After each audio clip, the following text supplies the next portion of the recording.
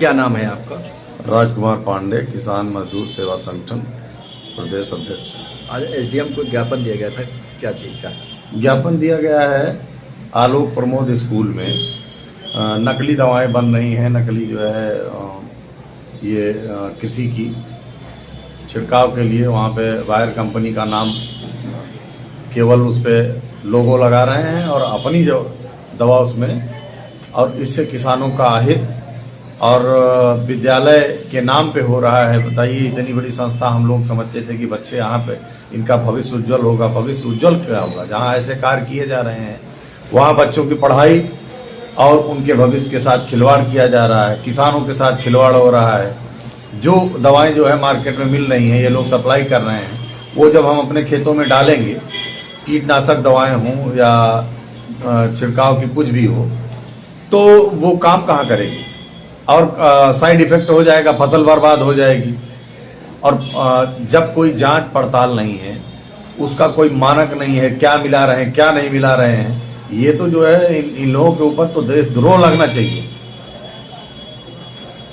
और इनका 4-5 विद्यालय चल रहे हैं, सारे मैं तो ये कहूँगा कि इनके सारे विद्यालय किसी कार्यदायी संस्था या गवर्नमेंट को हैंडओवर कर लेना चाहिए, नहीं तो जो है बच्चों का भविष्य बर्बाद होगा। और वहाँ पे पढ़ाई क्या होती है? एजुकेशन के नाम पे नकली दवाएं, यही मिल रहा है।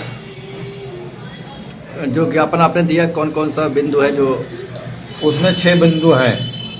एक तो जो है हमारी किसानों की जो फसलें बर्बाद हो रही हैं उसको, और उसके खिलाफ जो षड्यंत्र रचा गया है, ऐसे लोग जो इसमें शामिल हैं उनके खिलाफ कार्रवाई की जाए। और भविष्य के बच्चों, नंबर 2, बच्चों के भविष्य से खिलवाड़ ना किया जाए। नंबर 3, विद्यालय के नाम पर नकली दवाओं का कारोबार जो कर रहे हैं, इनके विद्यालय को किसी कार्यदायी संस्था या जो है गवर्नमेंट को सुपुर्द किया जाए। नंबर 4, विद्यालय में फीस के नाम पर फर्जी वसूली चलती है।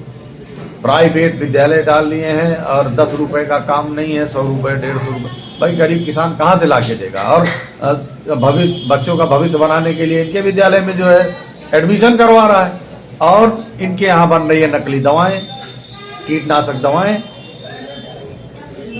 नंबर 5 है, नकली दवा के उत्पादन वितरण पर तत्काल रोक लगाई जाए और वैधानिक कार्रवाई की जाए।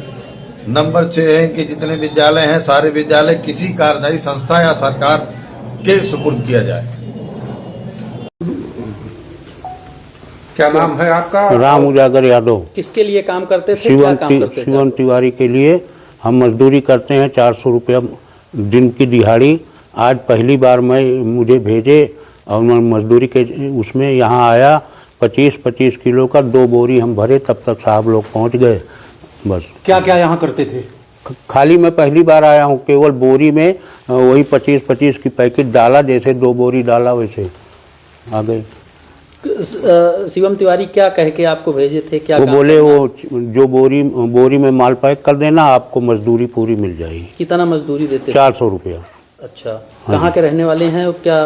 तो शिवम तिवारी कालू के पूर्वा के रहने वाले हैं, ताला के पास, अमेठी। आपका घर कहाँ है?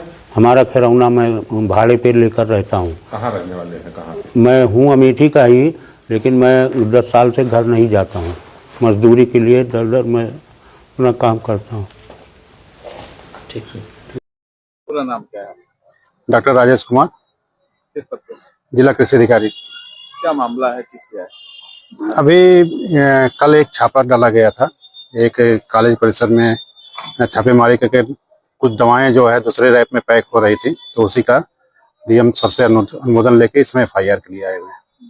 तो किस तरह की दवाएं थी, किस तरह का था भंडाफोड़ हुआ?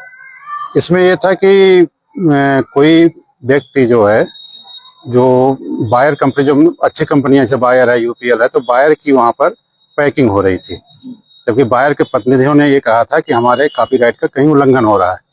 इस पर शिकायत किया था, तो उस संबंध में जांच पड़ताल की जा रही थी।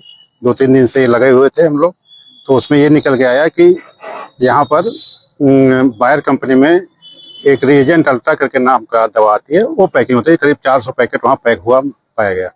कौन लोग शामिल हैं इसका?